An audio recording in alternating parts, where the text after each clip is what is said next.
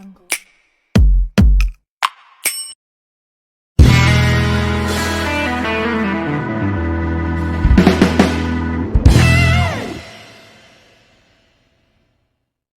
Selamat sore, selamat datang di podcast kami Generasi Penuh Ide dengan saya selaku host Muhammad Zainin Zidan. Di sini kami akan membahas topik tentang Pancasila sebagai ideologi negara dan peranan Gen Z terhadap nilai-nilai Pancasila dan merelokasikan nilai-nilai Pancasila. Langsung saja kita akan mulai. Tapi di sini saya tidak sendirian, namun ditemani oleh dua teman saya. Nah, kenal ini dua teman saya yang akan menemani saya membahas topik pada sore hari ini. Langsung saja. Halo, aku Aulia. Halo, aku Rafaela. Oke, baik. Kita langsung aja mulai topik pembahasannya. Menurut Rafaela, apa sih Pancasila itu secara pandangan Rafaela di era modern saat ini? Nah, jadi menurut saya mengenai pandangan Pancasila di era modern ini, jadi Pancasila itu penting sekali karena Pancasila itu merupakan pandangan hidup rakyat Indonesia. Nah, bisa kita lihat nih pada sila pertama yaitu ketuhanan yang Maha Esa, di mana di sila pertama ini itu mengarahkan kita untuk memeluk agama masing-masing dengan kepercayaan masing-masing. Jadi setiap umat beragama itu bebas untuk memeluk agamanya masing-masing.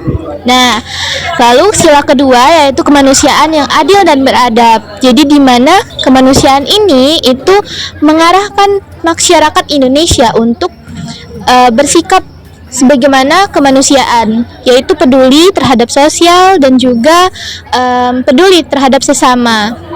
Nah, lalu yang ketiga yaitu sila ketiga yang dimana persatuan Indonesia. Jadi persatuan Indonesia ini itu mengarahkan bahwa masyarakat Indonesia itu selalu bersatu dan tidak terpisahkan karena adanya gangguan dari luar, di mana persatuan Indonesia ini bisa kita lihat pada implementasi kegiatan gotong royong dan juga yang lain-lain. Lalu keempat yaitu kerakyatan yang dipimpin oleh hikmat, kebijaksanaan dalam permusyawaratan, perwakilan. Jadi di mana dalam mengambil keputusan, masyarakat Indonesia selalu mengutamakan yang namanya musyawarah. Nah, lalu yang terakhir yaitu keadilan sosial bagi seluruh rakyat Indonesia. Jadi keadilan itu untuk seluruh rakyat Indonesia, tidak hanya untuk masyarakat atas saja, namun masyarakat yang ada di bawah juga mendapatkan keadilan yang sebenar-benarnya. Gitu. Baik, itu dia tadi penjelasan Rafaela tentang pandangan Pancasila di era modern saat ini. Nah, selanjutnya kita akan membahas bagaimana sih implementasi nilai-nilai Pancasila yang ada di era modern saat ini yang dijelaskan oleh teman saya Aulia. Langsung saja pada Aulia. Baik, implementasi Pancasila di era saat ini itu salah satu contohnya kita bisa lihat dari sila kedua Pancasila, yaitu sila kemanusiaan yang adil dan beradab. Misalnya dalam interaksi kita di media sosial itu kita perlu bersikap empati dan tidak menyebarkan kebencian di media sosial. Itu saja. Baik, itu dia tadi cara implementasi nilai-nilai Pancasila di kehidupan era modern saat ini. Nah, ketika kita mengimplementasikan suatu nilai, apalagi itu terkait dengan Pancasila, pasti ada suatu tantangan nih, teman-teman. Nah, di sini saya ingin bertanya kepada Rafaela, apa saja sih tantangan-tantangan di nilai-nilai Pancasila di era modern saat ini? Nah, jadi kalau menurut saya tantangan-tantangan untuk mengimplementasikan nilai Pancasila di era modern ini tuh banyak sekali, yang dimana menurut yang kita lihat itu banyak sekali terjadi korupsi dan juga penegakan keadilan yang tidak sesuai dengan sila yang kelima, dan dimana banyak sekali kasus-kasus korupsi yang dilakukan oleh petinggi-petinggi yang di atas yang tidak memikirkan bagaimana nasib rakyat yang ada di bawah, sehingga implementasi sila-sila Pancasila dari sila yang pertama sampai sila yang kelima itu sulit sekali diimplementasikan jika sumber daya manusianya saja itu tidak menjadikan Pancasila sebagai pandangan hidup. Nah, lalu banyak sekali sih terutama seperti remaja-remaja sekarang juga tidak mengimplementasikan sila yang ketiga, yaitu ada sila yang ketiga di mana persatuan Indonesia. Seiring dengan perkembangan zaman yang dimana banyak sekali pengaruh dari gadget, itu membuat remaja-remaja sekarang itu lebih bersifat individual, yang dimana mereka kurang melakukan sosialisasi dengan orang-orang yang ada di sekitarnya. Jadi mereka sibuk dengan gadgetnya sendiri. Begitu sih menurut saya mengenai tantangan-tantangan sila-sila yang ada di Pancasila gitu. Baik, itu dia tadi tantangan-tantangan terhadap implementasi nilai-nilai Pancasila di era modern saat ini. Nah, yang ini pertanyaan terakhir untuk teman saya Aulia.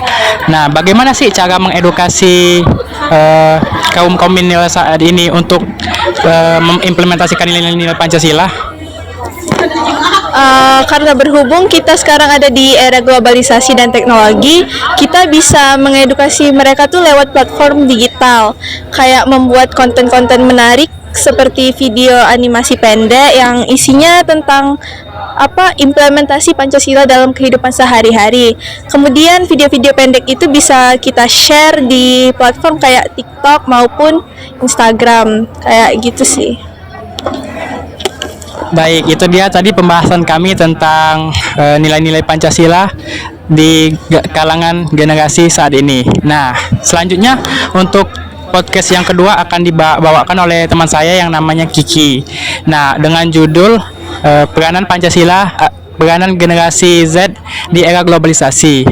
Nah, saya tutup podcast pada sore hari ini. Terima kasih yang sudah menonton podcast ini sampai habis.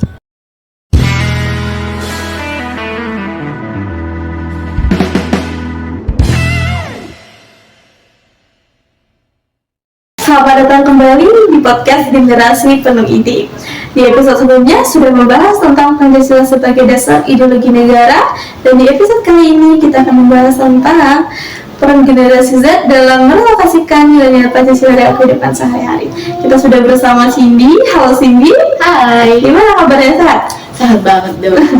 Kita akan menyanyi nih seputar pertanyaan tentang gimana sih generasi Z itu merelokasikan nilai Pancasila dalam kehidupan sehari-hari. Ada nggak contoh nyata yang bisa kamu berikan tentang penggunaan Pancasila di lingkungan kamu sini? Nih, kebanyakan di kampus ya, karena kebanyakan juga di mata kuliah Pancasila gitu. Kita sering membahas tentang isu-isu sosial yang lagi marak nih di sosial media, seperti TikTok, Twitter, dan Instagram gitu. Kita berdiskusi tentang isu-isu ini, apa yang menjadi masalah, apa yang menjadi solusi, dan bagaimana sih agar isu-isu ini cepat mereda gitu teman-teman. Ataukah nantinya isu-isu ini akan terus berlangsung di depan kita gitu. Kita mendiskusikan itu di kampus ya, lebih banyak ya. Itu keren ya Cindy ya. Gimana sih cara gitu menjaga semangat kita di era Pancasila di tengah perbedaan pendapat? Nih, kalau kita misalnya lagi ada perbedaan pendapat sama seseorang, perselisihan pendapat sama orang, kita tuh harus menghargai terlebih dahulu pendapat orang lain, teman-teman.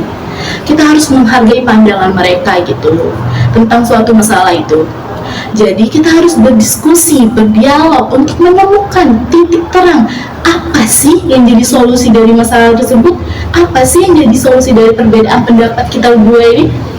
Itu Sangat inspiratif sekali ya Cindy. Ada mungkin apa sih pesan yang ingin kamu sampaikan agar Pancasila ini tetap menjadi fondasi di generasi Z sampai zaman sekarang? Jadi generasi Z itu tuh harus tahu ya kalau misalnya Pancasila itu dasar ideologi negara kita, yaitu Indonesia. Jadi kita harus mengutamakan Pancasila untuk berhidup pada negara gitu teman-teman. Untuk mengambil satu keputusan yang penting, kita harus berpedoman pada Pancasila gitu. Dan ingat, kita sebagai generasi Z harus merelokasikan, mengamalkan nilai Pancasila itu dengan cara yang kreatif dan inovatif agar masyarakat itu selalu membudidayakan Pancasila di kehidupan sehari-hari, teman-teman. sangat inspiratif sekali ya. Gimana ya? Itu tuh perundingan Pancasila itu sangat penting ya di zaman sekarang itu. Pancasila juga sangat penting di kehidupannya sekarang gitu. Apalagi di kita banyak yang perbedaan pendapat kan sini kan. Iya sih ya, kepada Cindy atas pendapatnya. Semoga di podcast kali ini tuh bisa menginspirasi ya teman-teman, dan bisa mengenal nih Pancasila ini lebih dalam tentang apa sih nilai-nilai Pancasila ke kehidupan sehari-hari gitu ya Cindy ya. Dan terima kasih juga kepada teman-teman yang sudah nonton dengar podcast kami dari episode pertama sampai episode kedua ini. Dan mungkin episode kedua ini cukup sampai di sini ya Cindy ya.